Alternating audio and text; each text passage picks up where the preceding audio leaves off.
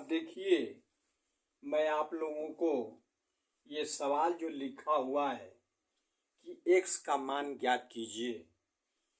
यदि 5 के घात 2x धन 1 भागा 25 बराबर 125, यह आप लोगों का ये घातांक का सवाल है, जिसको देखिए घातांक, इसको अंग्रेजी में हम एक्सपोनेंट्स बोलते हैं।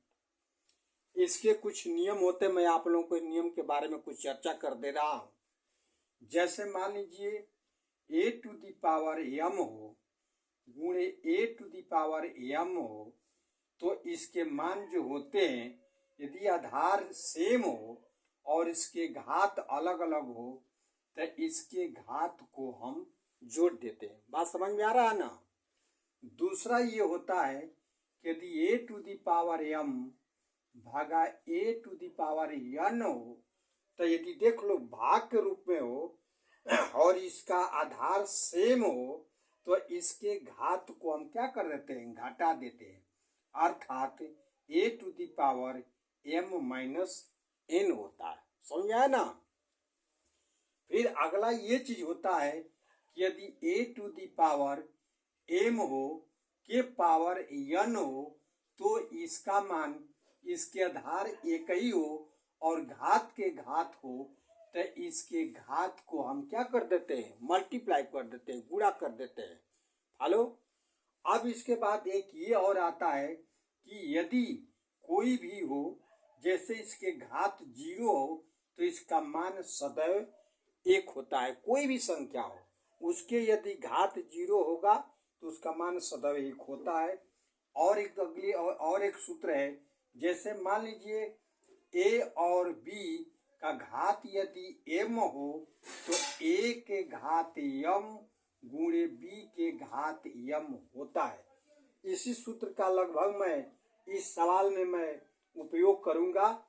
आप लोग इसको ध्यान दीजिए। जैसे देखिए, ये सवाल आप लोगों का है कि जैसे यह देखिए, हम देख रहे हैं कि यह इसका आधार 5 है, तो हम सारे लगभग यही करेंगे कि चाहे बराबर के उधर हो चाहे बराबर के इधर हो, उसके घात को लगभग जो भी आधार हो, आधार को लगभग 1 करते हैं। जैसे देखिए, यह 5 के घात 2x धन 1 और ये है भागा, जैसे 5 के घात 5 के वर्ग अर्थात 2, तो 25 हो जाएगा ना। और ठीक उसी तरीके से 125 का करेंगे तो यह 5 के घात 3 हो जाएगा। बात क्लियर समझ में आ रहा है। तो अब देखिए, चाहे बराबर के इधर हो चाहे बराबर के इधर हो, जो इसका आधार है सेम है। जैसा कि आप लोगों को ये पीछे पहले, सबसे पहले मैं आप लोगों को ये सूत्र बताया कि आधार सेम हो, तो देखिए ये घात वाला नियम, ये भाग वाला नियम अप्लाई करते हैं बराबर से इधर।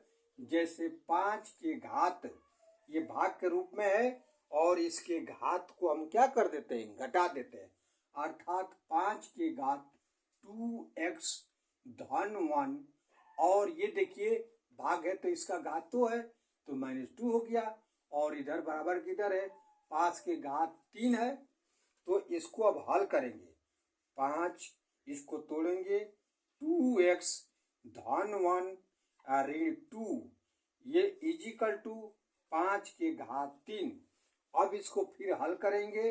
5 के घात देखिए 2x और ये धन 1 है ऋण 2 है, तो चिन्ह अलग अलग हो गया तो घटाते हैं, घटाते बड़े वाले में से छोटे वाले को घटाते हैं, तो 2 में से 1 घटाओगे तो 1 आएगा। जो बड़ा होता है उसका चिन्ह लिखते हैं, अर्थात इसका ऋण 2 है, अर्थात ऋण 1 इजिकल टू 5 के घात 3।